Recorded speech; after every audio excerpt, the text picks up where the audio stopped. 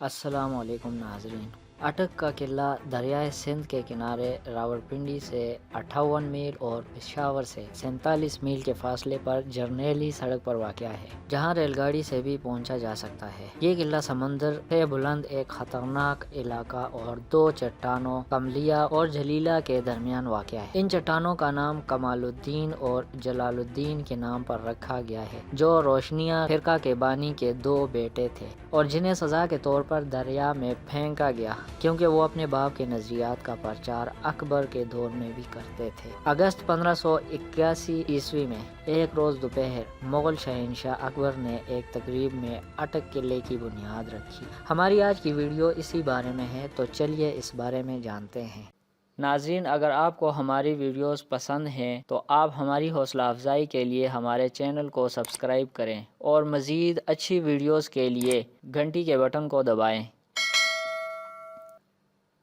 جب اکبر نے محمد حکیم مرزا گورنر کابل پر فتح پائی تو اکبر کے ذہن میں خیال آیا کہ یہاں دریائے سندھ کے کنارے شمالی حملہ آوروں کی روک تھام کے لیے ایک قلعہ ہونا چاہیے۔ تو اسی روز اس نے اٹک قلعے کی بنیاد رکھی اور 2 سال 2 ماہ کی مدت میں یہ قلعہ مکمل ہوا۔ قلعے کا یہ کام اکبر نے خواجہ شمس الدین خان کے سپرد کیا تھا، جو بعد میں پنجاب کا دیوان مقرر ہوا تھا۔ اس کی تاریخ کے بارے میں ملا عبدالقادر بدیوانی لکھتے ہیں، ربیع ثانی 99 ہجری میں بادشاہ نے سندھ کے کنارے قلعے کی تعمیر کا حکم دیا، ایک چھوٹا قلعہ جسے اٹک بیرس کا نام دیا۔ اسی طرح ایک اور کہانی جو اس قلعے کی تعمیر کی بابت ملتی ہے وہ یہ ہے کہ اکبر نے جب دیکھا کہ دریائے سندھ پار نہیں ہوتا تو اس نے اس جگہ کو ایک نام دیا، اٹک یعنی روک۔ جب اسے وہ پار کر گیا تو اس نے خیرآباد کا نام دیا۔ اس موقع پر اکبر نے یہاں ایک بڑا بیڑا تیار کرایا اور جمنا سے بہت سے ملاح یہاں تعینات کیے اور ان کے لیے قریبی دیہات کی جاگیر وقف کی۔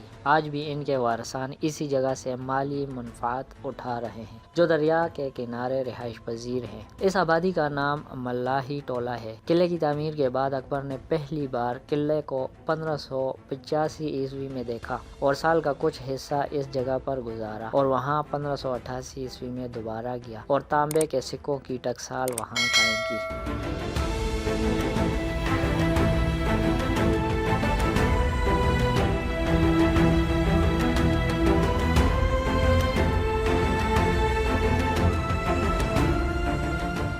ناظرین، فن تعمیر کے لحاظ سے اٹک قلعہ واضح کرتا ہے کہ یہ فتح پور سیکری، دہلی اور لاہور کی طرز پر، جو کہ خالصتاً فوجی مقاصد کے لیے تعمیر کیا گیا۔ اس کی 4 دیواری 1 میل چاروں اطراف سے ہے، جو 18 برجوں کے ساتھ ملتی ہے۔ تمام گولائی دار ہیں، ماں سوائے ایک کے جو زاویہ قائمہ پر ہے۔ ایک گیلری ان برجوں کو آپس میں ملاتی ہے، جس کے نیچے متعدد گارڈ رومز ہیں۔ قلعہ کے برج مقامی چٹانی پتھر سے بنائے گئے ہیں، جن پر چونے کی دبیز تہ چڑھائی گئی ہے۔ داخلی دروازوں پر سرخ پتھر استعمال ہوا ہے، جبکہ قلعے کا دیگر حصہ لاجوردی ٹائلوں سے بنا ہے۔ اس کا ڈیزائن ویلز نے اپنی کتاب 5000 ایئرس آف پاکستان میں دیا ہے۔ قلعہ کی تعمیر کا دلچسپ پہلو وہ گیلری ہے جو برجوں کو باہم ملاتی ہے، جو حملہ آوروں سے آگے پیچھے سے بچانے کا ایک ٹھوس ذریعہ ہے۔ گیلری کے زیادہ حصے کی چھت اخروٹ کی لکڑی سے بنی ہے، مگر ایک جگہ سنگ مرمر کی موٹی سلیب بنائی گئی ہے اور قلعہ کو تمام جنگی ہتھیاروں کے استعمال کو مد نظر رکھ کر بنایا گیا ہے۔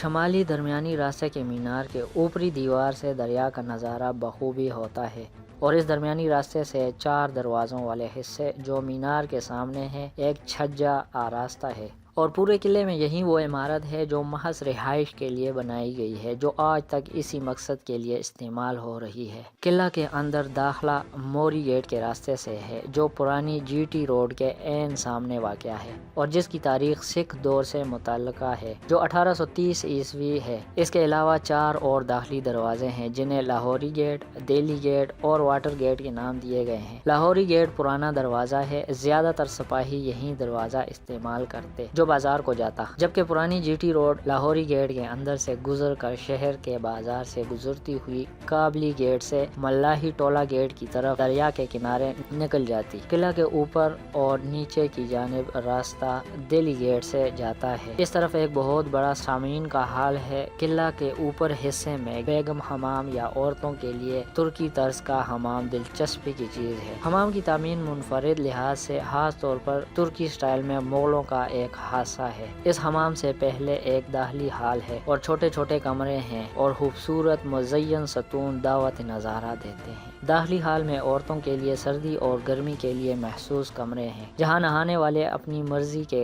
گرم سرد پانی سے لطف اندوز ہوتے ہیں۔ دوہری دیوار آج بھی دکھائی دیتی ہے، جہاں پانی گرم کر کے بھاپ مہیا کی جاتی تھی۔ یہاں سے گزرتے ہوئے سیاح مغلوں کے روایتی انداز تعمیر کو داد دیے بغیر نہیں رہ سکتا۔ ایک خفیہ سرنگ اس حصے سے لاہوری گیٹ کو جاتی ہے، جو زیر زمین ہال تک چلی جاتی ہے، جہاں بیگمات شاہی آرام کرتی۔ قلعے کے نچلے حصے میں ایک سڑک پر روشنی کا نظام مہیا کیا گیا ہے۔ آہنی راڈوں سے مزین دہلی اور کابلی دروازے، جو مست ہاتھیوں کے حملوں کی روک تھام کے لیے بنائے گئے، انتہائی دلچسپ ہیں۔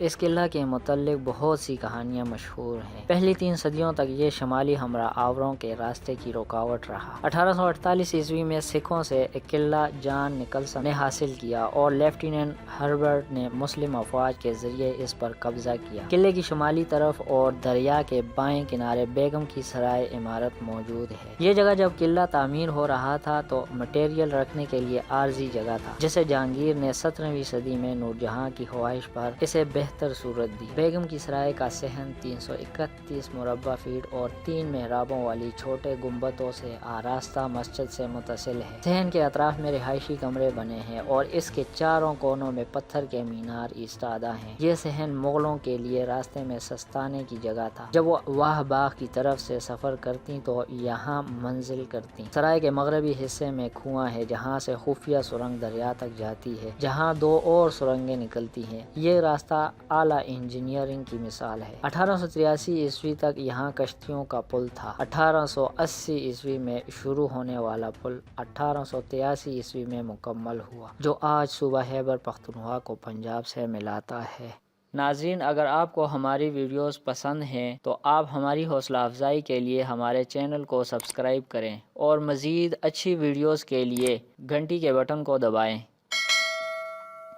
تو ہمیں دیجیے اجازت، دیکھتے رہیے ہمارا چینل اور جانیے دنیا کے بارے میں ہمارے ساتھ۔ تو ملتے ہیں اگلی ویڈیو میں، تب تک کے لیے اللہ حافظ۔